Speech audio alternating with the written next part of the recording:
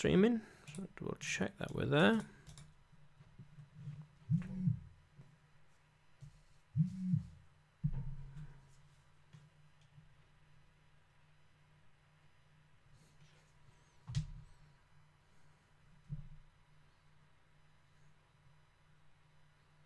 Alright, and we're live. How cool is that? Yeah, cool. Let's just minimize that. Great, you don't need a distraction. Whoop, let's leave that there. Cool. How cool is that? Great. Okay, so today is 20th of August. Content marketing and inbound marketing, as well as subscriber Q&A. So, as you might be familiar, I'm writing a book at the moment on content marketing and inbound marketing. Essentially, to take what you know about a subject and break it down. Because, well, let's take a step back. AIDA, you know that an acronym in sales and marketing, AIDA, attention, interest, desire, action.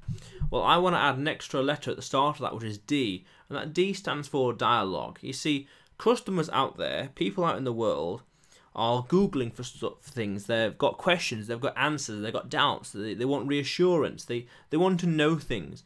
And when they want to know stuff, or they're searching for things, or doing research, they're going to go on YouTube, they're going to go on Google and other places, but those are the main two search engines. So they're going to go there, and they're going to look for answers. They might go on WikiHow and Quora and Yahoo Answers and all the rest, but that's really Google. Yeah, they're going to search on Google. And there's a saying by a professional ice hockey player, I'm trying to remember his name now, Wayne Gretzky, that says you miss 100% of the shots that you don't take. So all these customers are out there Googling for answers, looking and searching. They're essentially trying to reach out to shake hands with you, arguably. And if you aren't then reaching out your hand as well, meeting them halfway online, then you've missed out on building a bridge, building a connection with a potential customer, being found, being discovered. And if you aren't discovered, then that's going to have knock-on effects on your business, on your traffic, your Google Analytics, your bounce rate, your sales, building a community, SEO, stuff like that. So this is why I say that for content marketing and inbound marketing, you must have dialogue and identifying your customers and talking to them, talking as though you know them perfectly, and sharing content with them. So to start off in inbound marketing, they talk about having a customer persona. And this customer persona is understanding your audience inside out. Demographics, behavior, attitude, aspirations.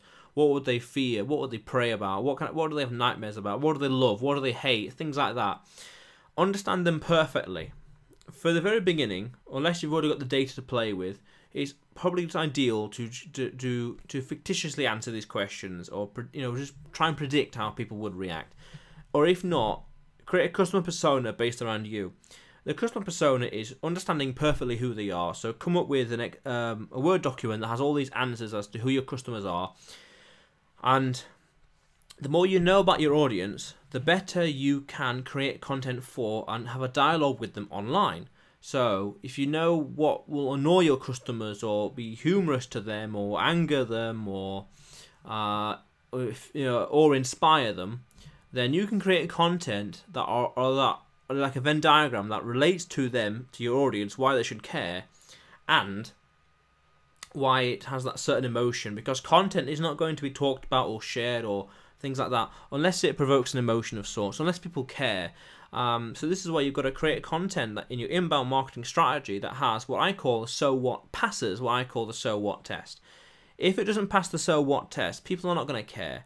People are going to find it and consume it, or find it and not consume it. And if they do consume it, they're not really going to care. They're half-arsed, very much half-arsed approach to it. If people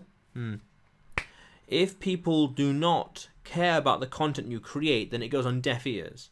Very much like this podcast now, this live broadcast right now is on deaf ears at the moment. How many views have we got? Let me just quickly check. Oh, 1. Okay, never mind. So yeah,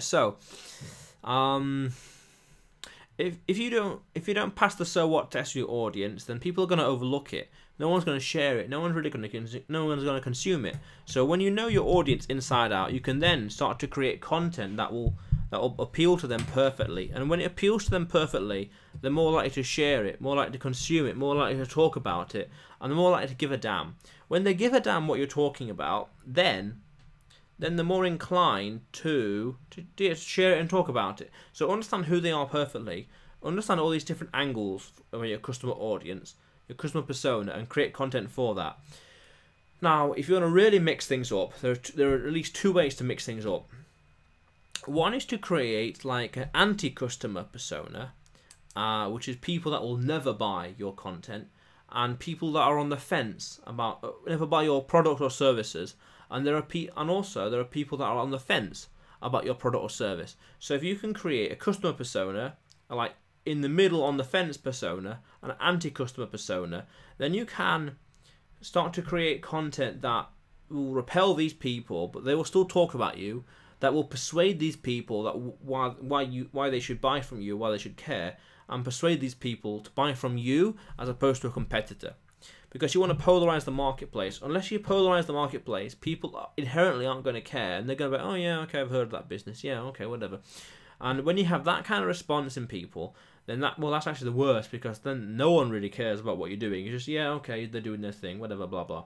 But when you get people that love you and people that hate people that love what you're doing, people that hate what you're doing, unless you can garner that kind of response, that emotional response in people, then you're not going to get the organic attention, not going to get the organic reach, not going to get you're not going to get attention. Let me write those down. Actually, there's some interesting concepts in my book. So this is why I like doing these broadcasts as well, because I get new ideas to write about in my book. So fence, why care, and buy, customer, why buy, and not from competition, anti equals why they hate you. Okay, cool. Write that down for later reference, because I want to add that in my book. So you want to understand who the customers are, who the anti-customers, and people on the fence. When you create content, they're going to talk about it, whether good or bad, and you're going to go into the crevices of the internet where you don't necessarily want to go, but you've got to go there if you want to polarize the marketplace. And unless you polarize, you're not going to garner the response that you really want. So another way of mixing things up is by understanding the product life cycle. So we're talking about the early adopters, innovators, early majority, late majority, and laggards. So the main three you want to target are the early adopters, innovators, and the early majority. So the early adopters or the innovators are people that, when you create a product or service or technology or whatever it may be, these are the people that see the long-term potential and the competitive advantage by using said service, product or service. They can see the competitive difference it will make by adopting it. Like, for example, there's a website called Steemit. So I've jumped on that because I know that by using it I can tap into people and audience that I can't find anywhere else, or not as easily, but also the level of engagement and attention and awareness that I can't easily get on places like Reddit or Facebook or YouTube. It's very underutilized, very fertile ground for awareness and building a community. So the ones after that are the early majority, the early adopters, and these are people that may have waited their entire life for the things you've shared, things you're going to create, things you're talking about. People that have followed this industry forever and that will jump on immediately the first opportunity to sign up to a company doing that kind of stuff or selling that kind of product. These are the people that have been impatient for years and years, waiting for the first business to start. Both these people are very forgiving and very patient in what you're doing. So tech-wise or bug-wise or problems-wise, they'll be quite patient and forgiving. Because they understand that perfection takes time.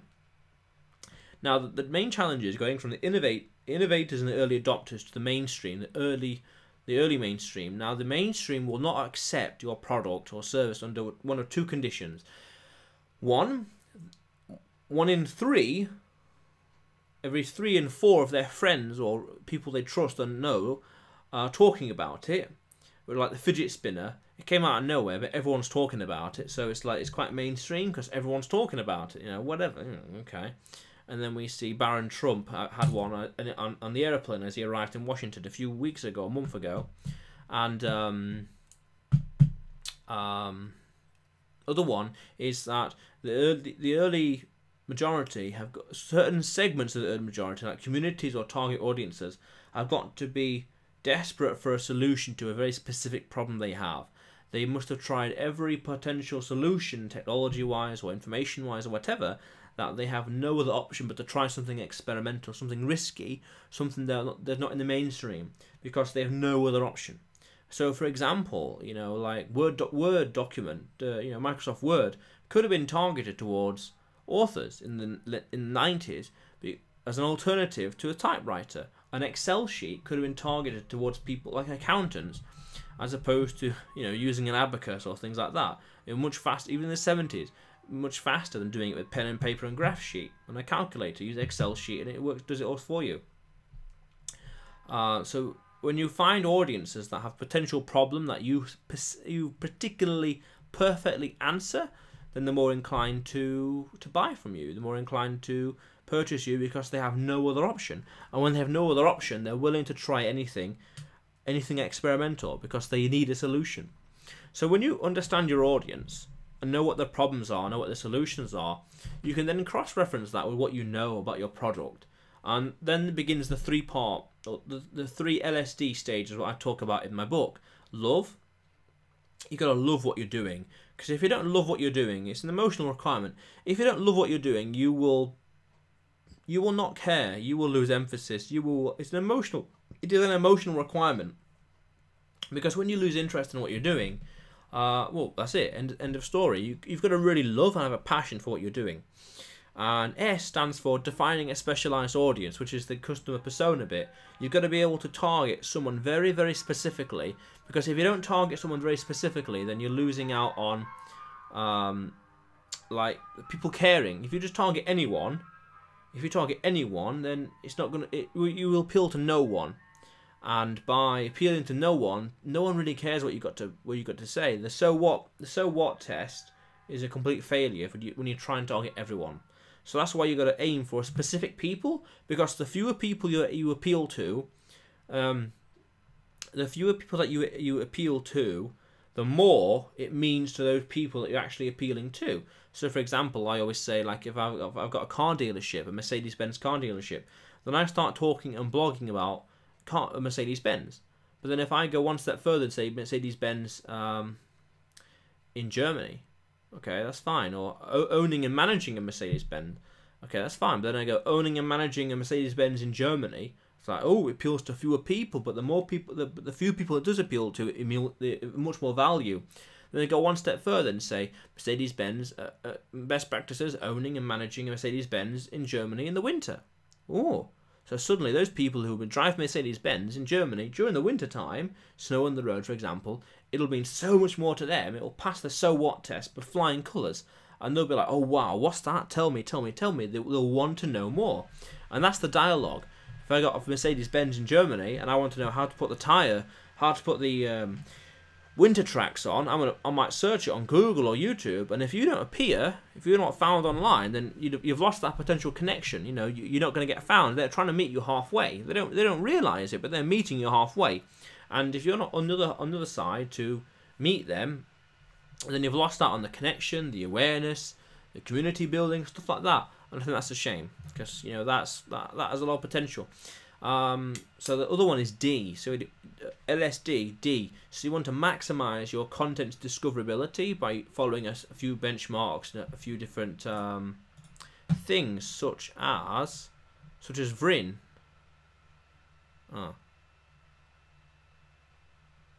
Okay. Yeah, so the main one is VRIN. So you want to create content based on the benchmark of VRINE. And VRIN stands for value, rare, inimitable, non-substitutional, and evergreen. So whatever you create, the VRIN, V, so valuable, it's got to be valuable, because if it's not valuable, no one will care about it. It's got to answer a question or reassure people or bring some value into the world. People talk about a lot about this, like add value to the world, add value. But that to me is a bit vague. What they really mean is solve a problem, create an answer, do something for someone. Because when you do any of those things, then you're adding value, and your content has got to actually add the value that it proposes to give. Because if it adds no value, then no one's going to care. It's not going to answer their question, not going to offer reassurance or give enlightenment. And if it fails at that, then it's pointless content. So rare, for rare, meaning that this advice, this piece of advice, or this content, or whatever it may be, if it's common knowledge, then no one's really going to care. But if it's something very specific, like that, how to put your winter snow tracks on in Germany on a certain type of tire, then that's quite rare. That's quite rare knowledge. And if you actually deliver on that promise of how to teach that, then suddenly they care so much more. It passes the so what test once again. I means inimitable, meaning that your competition can't imitate that information or find that same knowledge online on a Google search and then just copy and paste it and create their own blog. Because if everyone can do that, it's quite imitatable. If the knowledge or information is quite imitatable, then it's everywhere. It's quite common knowledge. So you've got to have something. You've got to have a unique angle, teach something unique, or share something unique that only really you know, that your customers and audiences will care about. Other thing is non-substitutional, meaning taking a step back from the content. In the example of the Mercedes-Benz in the winter, a substitute for putting your tracks on will be catching public transport or walking. So if you can figure out a way that your content is non-substitutional, that they have no other option apart from to consume or learn this thing you're teaching, then that's what they'll do, because they have no other option, they have no other choice. When there's choice, then they're more inclined to, okay, this is too much energy, or putting the tracks on, forget that, I'll get the bus, I'm not going to bother read this, I'm not going to bother put the tracks on, I'll just get the bus, or I'll walk, or something like that. If there's a substitute, then they're inclined to take it. So if you can try and figure out a way, or position it so there is no substitute, then people will they'll care more about what you've got to say, even more so. And last one, evergreen, which I think is very important. I think without evergreen, the content is forgotten about in the long term. Evergreen essentially means that will this blog be searched and found, will be searched for consistently throughout the year. For example, on Google and YouTube, people will be searching things like Christmas presents in October, November, and December, but January and February time, they're not going to be searching for that. The volume is going to instantly drop off, or gradually drop off, and certainly by June or July and August and September and earlier, there's going to be no searches for Christmas, or very few searches for Christmas presents, because it's not really Christmas time, not in the build-up time. February and March and April, very few people are going to be searching for that. So there won't be much happening there. So you want something that's consistently searched throughout the year. For example, how to drive a car, how to change gears will be searched for consistently throughout the year, because there'll always be people wanting to know how to drive a car, no matter what time of the year it is. And you need to accommodate that, because if you don't accommodate that, then again you're missing out on building a connection with people. So endeavour to create evergreen content. And as you create evergreen content, do it by these benchmarks, the VRIN model, because that'll help people to care about your content and for it to be discovered throughout the year. And I think evergreen is probably the most important, because if you fail at that, your content simply will not be discovered or searched for or found online throughout the year, and that's a bit of a shame. This is also why I'm not personally too fond of, say, topical things like newsjacking, because news comes and goes. It's here one day, hot topic for a short while, a week or whatever, and then it's forgotten about. There are some things that break the trend, like say 9/11, so people are always talking about that. But the value in the imitatable is quite high, so it can be quite tricky to talk about that and be discovered. Perfectly doable still, but it's its own challenge. It's its own challenge. So VRIN, you want to create a lot of content. This is why I also say, I say, define the long tail. What's long tail in your sector or industry or community, and then just go en masse talking about long tail and nothing but long tail. Because when you talk about long tail keywords or phrases or topic or not very common things, then and you do that en masse, like dozens and dozens and dozens of videos about the same very specific niche thing, you will own that space. And when you own that space, you can then pivot ever so slightly, maybe a new customer persona or a different part of that chasm with regards to early majority or innovators, and then you can begin to target new kinds of people, and that will bring in more traffic and more audiences. And as you target more people, you get more sales. So I would prefer to go on scale with long tail. And then people talk on scale on long tail. And people talk about, quality over quantity, one or the other. Realistically, it is quality. Because unless people care about it, unless they want it, unless they consume it, no one's gonna want it, no one's gonna care. But at the same time, you do need to have quantity. If you can maintain a certain high standard of quality and at the same time create content consistently, then you will be found, you will be discovered. These things take time, but it's doable. And these things are slow, but unfortunately they're slow, but they do work. So you just go on scale on the long tail and be discovered. When people search for very specific things, they will find you and they will just consume that content, and that's what it's all about, because you want to be a celebrity expert in a certain field. And if you're not found in a certain field, then no one's really going to care. No one's really going to, unless you are found in a certain field. No. If you are found in a certain field, that's what you're known for. That's your space, your area of expertise. And if you don't have that expertise, you're not as valuable then, or you're not as rare to the sector or industry. But then slowly pivot. As you start to pivot your content, more people can find you and more people can discover you. And that's very important, because you want more traffic, you want more awareness, you want a bigger community. Nothing wrong with that, and nothing wrong with not wanting that either. But it's just, if that's what you want, if that's the potential, then this is how you do it. So this is the book that I'm working on. I'm about 80%, 85% through the manuscript at the moment. I am just working on I've got 1.5 more chapters to finish off writing. I've got one chapter to finish writing in one chapter, but there's a lot to write. Just essentially strategies for creating new ideas. I have another chapter which I might either abandon or might salvage, because this one is about SEO advice.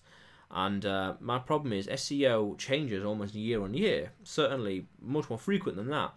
So what I'm going to do instead is I've got loads of different resources and links, so I'm just going to go into those places and just salvage different topics and different things to talk about, and sprinkle it throughout the book.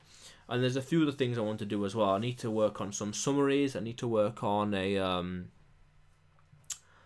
subtitles, adding that in throughout the book. And then at that point, I'll finish this way before the end of the month. Probably within the next 7 days, so 27th or something. So I want to work on that, and then I have got just editing it. I'm editing, proofreading, refining, polishing, tweaking, upgrading, stuff like that. And once it's upgraded, then all I need to do then is just publish it. I need to sort out the cover. The title is sorted. Attention Avalanche. Endlessly create more content to engage something and convert more customers. But I might change that ever so slightly, reduce it by 1 to 3 or so words, so it's a bit more catchy and a bit more off the tongue. So that I want to release that by end of September, early November. My initial target was to release it for Christmas, but I've brought it back by about a month and a half because I'm confident I can pump that out quite quickly. I want to get that done fast also, because I want to get onto Udemy courses as well. And Udemy courses is just essentially taking everything I know and just selling it online directly. That'll help build community, that'll help build awareness, SEO, and also bring in some money as well, which will be very helpful, to say the least. We're pretty cool. So that once the book is finished, I'm just focusing on Udemy courses, videos, podcasts, and Udemy courses after that. Probably until spring sometime, because I want to get this. I want to get this personal brand rolling and off the ground. So and then figure out a way to automate it a little bit, perhaps a virtual assistant or something like that, and then I can just create content on the fly, just generally, and share it with the world. Because I then want to work on the hemp business, but I really want to automate this as well. But you see, however, I'm also thinking about moving abroad, because all of this setup just really requires internet connection. I've got all the hardware, camera, speaker, and all the rest. It's just I need to. I'm thinking of moving abroad as well, mainly a digital nomad to Spain. Actually, that's like number one, and then I'm thinking maybe Mexico, but then it's like, oh, maybe Chile, but Spain, Marbella, South Spain on the Mediterranean, because there's a lot of rich people there, so it's good networking, good business, sun all year round. It's raining right now in the UK. I don't personally mind the weather, but I do see the benefit and the luxury of having sun for like 300 days a year. It's like good for skin, good for health, and it's much more relaxed than rain and having jackets and all the rest. Which I don't mind that, but it's just it's a bit more practical. So I'm thinking that, and Marbella, because a lot of rich people are there, and it's a lot of business people, potentially not much tax over there or regulation. So it's like, what do you want to do? Let's get started. But also thinking Mexico for very similar reasons. But main quarrel with Mexico and Chile is that it's a long flight. So if I want to come to the UK briefly, it's a 2.5-hour flight from here to Marbella, which is quite manageable. But Mexico and Chile, you're talking 8 hours plus. Chile probably a lot more than that. Probably about 13 hours flight. And it's like, if you want to get to UK for fast or something like that, then you ain't got enough time to do that. So it's quite impractical. So that's what I'm really looking for is English speaking, exotic, sun all year round, a good burgeoning middle class, and that was it really. So exotic, yes, English speaking, or speak English in Marbella, but I can learn Spanish easily. 2.5-hour flight. Yeah, that's the fifth thing. Not too long of a flight. So Marbella, 2.5 hours. Relatively exotic. Relatively. This is why I was thinking things like Solomon Islands and Fiji, but the flight is really long. English probably speaking, or French. Quite exotic. Probably a lot of sun all year round. Just so it's like great marks. But then what really lets it down is the long flight, like 20 hours flight to other side, the Pacific essentially, near Australia. So it's like, it's not really what I want. So yeah, I'm thinking about doing that. So I want to get this brand up and running. This channel, I've got some books on Amazon. Udemy, I want to get that started. I've got a podcast. I've just finished recording episode 44. I need to, and episode 43 today as well. So first returning guest. I need to clean those up and get them ready to get them rendered and get them ready for a broadcast in early September. Probably next week or throughout the week or sometime, not quite sure. I've got some more videos to create just in general for YouTube. I want to create about, say, 3 weeks worth of content, something like that. That's 21 videos. That's about 2 or 3 days worth of recording something, writing and recording, something like that. Or I might just do recording. We'll see. And then I want to start doing Udemy courses for the awareness, SEO, and stuff like that. And it just builds the network, builds the attention, and get a virtual assistant. Probably, I'm not quite sure how I'm going to balance all that, because I want to work on the hemp business, and the hemp business is a whole new challenge as well. So yeah, doing all those things. And if there's no one really on this show just yet so far, if no one's on the show for the next, say, 2 or 3 minutes, it's 6:30 now, I'll end the broadcast. A little disappointing. No one. Not quite sure why. But oh well, these things happen, I suppose. So yeah, so just creating content. I was talking to a podcast earlier, about 5 hours ago, something like that, and he says these things take at least 6 months, and it's like, yeah, I agree. So far, I'm like 2 months in, or a month and a half, something like that. It's like, yeah, early days still, unfortunately. I don't like that. I don't like saying that, because it's an excuse. It's early days. I always think to myself, what can I do better? What am I doing wrong? How can I go faster? What can I do? What can I do to speed things up? What am I doing wrong? What mistakes am I making? And it's like, well, just have to keep going, maintain pace. He even said to me, maybe slow down a little bit, and it's like, yeah, I agree. I used to do 4 podcasts a day, and it's like, damn, that was taking too much of my time, and it's like, this is not good. I have no time for anything else, and it's like, I need to slow down with that, definitely. So doing 2 a day is much more manageable. I always like to have a bulk of content. So one day I can record 2 days worth of content. So content for today and content for tomorrow, and then tomorrow I got 2 more pieces of content as well. So every day, it's like 1 step back, 2 steps forward, so to speak. Yeah, something like that. That way, every day. Yeah, 1 step back, so I'm consuming some content. Every day, I'm creating enough content for today and for tomorrow. And that compounds over time. That grows. So there's always growing like bulk of stuff to broadcast and share. And I tried recording content on the day and sharing it and uploading it on the day. But that was very tiresome. That was really tiresome. I remember waking up and thinking, this is horrible. And it's like, change the strategy, because that's not very cool. So with the Udemy, I've got like 40 or so ideas for courses, and I'm thinking things like entrepreneurship and mistakes and stuff like that. I'm thinking of doing a screen to screen. So there's this camera here in the corner of the live broadcast, and then 80% plus of the screen is my PowerPoint. So I'll be just like that, really. The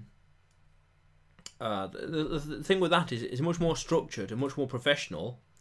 But my quarrel with it is it slows down the speed at which I can create courses, but it makes it so much more professional and so much more likely to be sold. More likely to be sold, and that's really a good thing. So I think ultimately it's best to do screen to screen. I experimented with this camera, and they don't seem to accept it. So I got a new camera on the way that's much higher definition. Even looking at that resolution does look a bit bad, but we'll see. New camera on the way. That does something like 1920 by 1080, and it's like, that's good, because this camera is like 1280 by 720, and it's like, oh, okay, we can get more than that, great. So I'll probably do screen to screen, and I'll probably pick first 3 courses will be free, just to make the mistakes in Udemy, just to get some attention, just to get some grounding, just to get some awareness, just to get some followers, I suppose. I'm not quite sure what the equivalent is, but awareness and certainly make the mistakes. I think in the first few things, just do it for free, do it easily, just do it quick to fail and make the mistakes fast, and then after that, do them properly or charge them. I got 1 or 2 ideas that are like 100 quid or maybe more. They say do promotions as well, so hopefully, I don't quite know how the promotions work, but ideally if we can automate that, because I'm a bit lazy that way. So if we can automate it, that'd be great. And in fact, one of the courses is actually I got in mind for 100 quid or something.